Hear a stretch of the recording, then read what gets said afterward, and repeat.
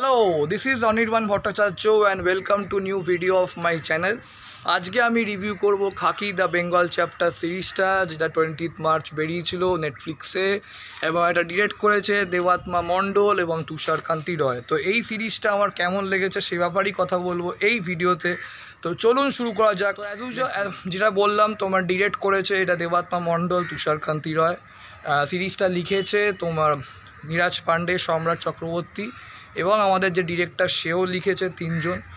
Back music দিয়েছে জিৎ গাঙ্গুলি, আর এটা produce করেছে তোমার আমাদের শীতল ভাটিয়া এবং ব্যানার ফ্রাইডে স্টোরি টেলার্স। তো মোট এটা এপিসোড আছে 7টা এপিসোড আছে। প্রত্যেকটা এপিসোডের তোমার ডিউরেশন টাইম মোটামুটি ধরুন ওই ফার্স্ট এপিসোডটা 52 মিনিট, বেশ বড় 5.5 ঘন্টা মতন আছে। আর মানে প্রায় প্রত্যেকটা এপিসোডই ধরে রাখুন 42 মিনিট, 55 মিনিট, 52 মিনিট। এবার স্টোরিটা কি? তো প্রথমে এখানে আমরা দেখতে পাচ্ছি যে তোমার বাঘা ওরফে শাশ্বত চ্যাটার্জি, যে তার মাকে নিয়ে কলকাতাতে আসে ওই আর্লি 2000s কাজের সূত্রে, এবং সেই বাচ্চাটা যার নাম ছিল শঙ্কর, সে কিভাবে বাঘা হয়ে উঠছে এবং পাওয়ারফুল গ্যাংস্টার হয়ে উঠছে একজন। এইটা হচ্ছে মোটামুটি ফার্স্ট এপিসোডের ডেসক্রিপশন বলবো। এবং গল্পটা হচ্ছে একজন গ্যাংস্টার কিভাবে উঠলো, তার ডান হাত হচ্ছে তোমার আমাদের সাগর এবং ওই রঞ্জিত। সাগর যে ঋত্বিক ভৌমিক পাঠ করেছে এবং আদিল খান পাঠ করেছে তোমার রঞ্জিতের। এদের মোটামুটি এরা কাজ করে বাঘার কথা মতো, এবং বাঘা যা বলবে সেই ইনস্ট্রাকশন এরা ফলো করে। এবং তখনকার দিনের যা সব ইল্লিগাল কাজকর্ম, তারা এই সমস্ত কাজগুলোর সাথে জড়িত শাশ্বত চ্যাটার্জি এবং এই তোমার সাগর এবং রঞ্জিত। এইবার এদের ক্রাইমটা স্টপ করানোর জন্য পরমব্রত চট্টোপাধ্যায়কে নিয়ে আসা হয়। পরমব্রত চট্টোপাধ্যায়ের রোলটা খুবই ছোট। পরমব্রত চট্টোপাধ্যায় মারা যায় বলতে তাকে মার্ডার করে দেওয়া হয়। এই সাগর এবং রঞ্জিত তারা মার্ডার করে। এবার এই কেসটা সলভ করার জন্য জিৎ আসে, আইপিএস অর্জুন মিত্র। সে কেসটা কীভাবে সলভ করে এবং এর যে মাথা, যে মাস্টারমাইন্ড, তাকে কীভাবে ধরবে সেটাকে নিয়েই হচ্ছে সেটা জানতে গেলে আপনাদের দেখতে হবে পুরো সিরিজটা, আপনাদের খাকি দ্য বেঙ্গল চ্যাপ্টার। এবার আমার কেমন লেগেছে? আমার দারুণ লেগেছে সিরিজটা। তো আমি একটু দেরি হয়ে গেছে বলবো, তো আইপিএলও চলছে, সেই জন্য আইপিএলও দেখতে হচ্ছে, আবার সিরিজটাও দেখছি যেহেতু বড়, তো একটু টাইম নিয়ে সময় নিয়ে দেখেছি বলবো। তো আমার ব্যক্তিগত বলতে গেলে আমার দারুণ লেগেছে। আমার দারুণ লেগেছে সিরিজটা। প্রত্যেকটা এপিসোড খুব ভালো। খালি আমি মনে করি ফার্স্ট এপিসোডটা একটু বেশি ডিউরেশন টাইম নিয়েছে ক্যারেক্টারগুলোকে এস্টাবলিশমেন্ট করার জন্যে। বাট 3 নম্বর এপিসোড থেকে একদম লাস্ট অবধি, মানে কনক্লুশন অবধি জাস্ট ফাটাফাটি। মানে একদম এপিসোড 3 থেকে এপিসোড 7 অবধি আপনি চোখ সরাতে পারবেন না। ভীষণ এনগেজিং, ভীষণ ইন্টারেস্টিং, এবং কিভাবে আস্তে আস্তে করে জিতের পুরো টিমটাকে নিয়ে তোমার কেসটাকে সলভ, মাথা ঘুরে যাবে। মানে আপনি প্রথম থেকে একটা টুইস্ট, মানে মনে হবে যে এটাই হয়তো হবে, এটাই হবে হয়তো, এ তো প্রেডিক্টেবল বোঝা যাচ্ছে, কিন্তু সেটা লাস্টে গিয়ে বোঝা যাবে না, যেটা আপনি মনে করছেন যে হয়তো এটাই হতে চলেছে এন্ডিংয়ে গিয়ে, বাট পুরোটাই ঘুরিয়ে দেবে মাথা একদম কনক্লুশনে যখন যাবে টুইস্টটা। তো সেটা দারুণ বলবো। তো ভীষণই এনগেজিং, ভীষণ সুন্দর স্ক্রিন প্লে, কোথাও বোর লাগবে না। স্টোরিটা দারুণ লিখেছে বলবো তিনজন, মানে নীরাজ পাণ্ডে এবং ডিরেক্টর, এবং তার সঙ্গে সম্রাট চক্রবর্তী। দুর্দান্ত স্টোরি লিখেছে, স্ক্রিন প্লেও খুব ভালো হয়েছে বলবো। আর মাঝখানে যে ভেতরে যে কমেডি মানে সিনগুলো আছে সেটা ভীষণ ভালো। এবার আমি চলে আসছি অ্যাক্টিং ডিরেকশন তো সব ভালো হয়েছে। অ্যাক্টিং ডিপার্টমেন্টে যদি আমার কাছে সেরা লাগে, আমি নিজে যদিও জিৎ ফ্যান, তাও বলতে আমি বাধ্য হচ্ছি, প্রসেনজিৎ চ্যাটার্জি জাস্ট ফাটিয়ে দিয়েছে। মানে প্রসেনজিৎ চ্যাটার্জির যে রোলটা এখানে, ওই পলিটিশিয়ানের রোল এবং পলিটিক্স, সবচেয়ে বড় কথা ওই সময় যদি ওই রকম পলিটিক্স হতো, তাহলে আজ তো পলিটিক্স এখন হবেই, কারণ এখন মানুষ ইভলভ করে গেছে, ম্যাচিওর হয়ে গেছে, গ্রো করে গেছে, দুনিয়া পুরোপুরি চেঞ্জ হয়ে গেছে, পপুলেশন বেড়ে গেছে, তো পলিটিক্স তো হবেই, বোঝাই যাচ্ছে।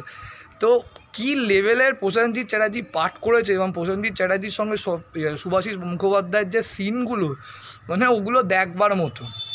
আমি বলছি না, মানে 2-3টে সিন আছে কমেডি সিন, না আপনি হাসতে বাধ্য ওই সিনটা, মানে এত সুন্দর দুজনের ভালো অ্যাক্টিং এবং মুখের এক্সপ্রেশন। শুভাশিস মুখোপাধ্যায়কে মানে এমন একজনই ফ্লেক্সিবল একটা, আপনার মানে ওনাকে যা রোলই মানে দেওয়া হোক না কেন, উনি সেটাকেই ভালো করে ছেড়ে দেন।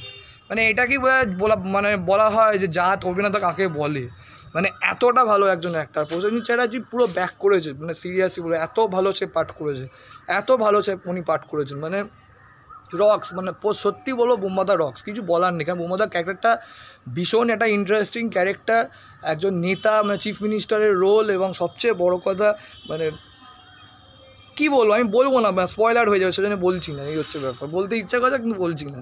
আচ্ছা নেক্সট বাকি তারপর আসছে ঋত্বিক, ভৌমিক এবং আদিল খান, মানে আমাদের সাগর এবং রঞ্জিত, এই দুটো ছেলে দারুণ পাঠ করেছে।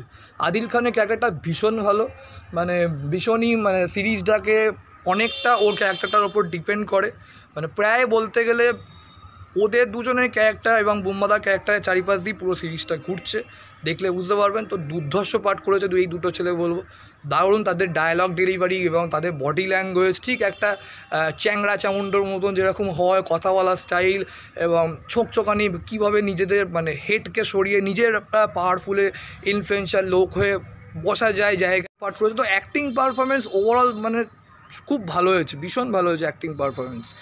আর তারপর ওদিক থেকে আমি বলবো তোমার শাশ্বত চ্যাটার্জির রোলটা ছোটো, কিন্তু যেটুকুনি ছিল শাশ্বত চ্যাটার্জি কী বলবো, মানে দুর্ধর্ষ অ্যাক্টার, মানে একজন অসাধারণ অভিনেতা। তার চোখ মুখের এক্সপ্রেশন, মানে বলতে গেলে ডায়ালগ, উনি মানে শাশ্বত চ্যাটার্জির মানে চোখ দিয়ে অভিনয় করে পুরো।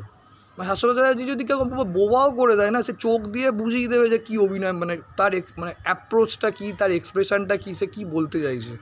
এত ভালো অ্যাক্টার যাকে বলে, এবং মানে বাঘার চরিত্রে মানে শাশ্বত চ্যাটার্জি ছাড়া যেন অন্য কাউকে ভাবাই যায় না, আমি মনে করি এত ভালো অভিনয় করেছে।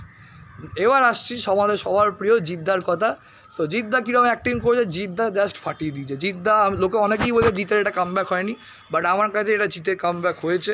আমি যখন ভেবেছিলাম ডেটটা থেকে জিত পুলিশ অফিসারের পাঠ করছে, কিন্তু এইরকম পুলিশ অফিসার আমার মনে হয় না জিত যতগুলো হোল কেরিয়ারের পুলিশ অফিসারের ভূমিকা পালন করেছে, আমার মনে হয় না এরকম মানে করেছে বলে। এটা একটা সম্পূর্ণ ডিফারেন্ট, একটা ঠান্ডা মাথার কুল কাম কম্পোস্ট, এবং খুব মানে যে সব কিছু অবজার্ভ করে, কথার চেয়ে বেশি যাকে বলে কাজে বিশ্বাস করে, কোনো এগ্রেশন নেই, যেটুকুনি মানে খুব মেথডিক্যাল অ্যাক্টিং করেছে জিত এখানে।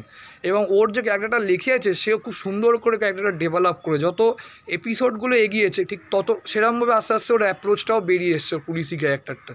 তো জিৎ দারুণ পাঠ করেছে। এই যে জিতের মুখে চোখে যে এক্সপ্রেশন ও কন্টিনিউয়াসের মাথার মধ্যে কী ঘুরছে, কীভাবে কেসটাকে সলভ করা যায়। এই একটা সিন আছে প্রসেনজিতের সঙ্গে, ফার্স্ট সিনটা আপনারা দেখলে বুঝতে পারবেন কোন সিনটা আমি বলছি, যখন আর দুজনে বসে ওর বুম্বাদার বাড়িতে, সেখানে জিতের যে মুখের এক্সপ্রেশন, ডায়ালগ নেই কিন্তু ওখানে ওই সিনটায় জিতের বুম্বাদার সাথে, কিন্তু জিৎ এরকম তাকায় এবং বুম্বাদাকে দেখে বুঝতে পারে যে বুম্বাদার মাথায় কী চলছে ওর সম্পর্কে, এরকম ব্যাপার। তো ওখানে জিতের এক্সপ্রেশন দারুণ। এখানে জিৎ আমি বলবো মুখের ডায়ালগের চেয়ে বেশি চোখ মুখ দিয়ে এক্সপ্রেশন করে দেখিয়েছে যাকে বলে অভিনয়টা, এবং সেটা খুব টাফ, এবং সেটাও পেরেছে বলবো।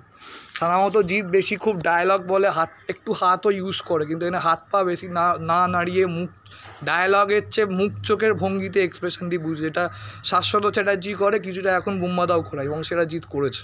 সো জিৎ কিন্তু নিজের ছক থেকে ভেঙে বেরিয়েছে, এটা খুব ভালো বলবো, আমাদের ফ্যান্সদের জন্য খুব ভালো।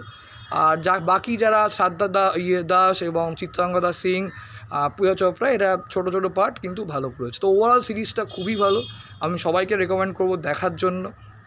এখন অবশ্য নেটফ্লিক্সে 199টা করেছে, কিন্তু প্লিজ আমি তাও বলবো, রেকমেন্ড করছি দেখার জন্য। সিরিজটা দেখুন, সিরিয়াসলি ভালো লাগবে, কারণ আমিও তো দেখেছি, এই হচ্ছে ব্যাপার।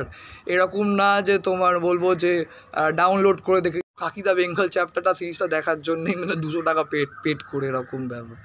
So thank you so much. ভিডিওটা ভালো লাগে লাইক করুন, কমেন্ট করুন, শেয়ার করুন, চ্যানেলটাকে অবশ্যই সাবস্ক্রাইব করে রাখুন ফর ফিউচার। Thank you.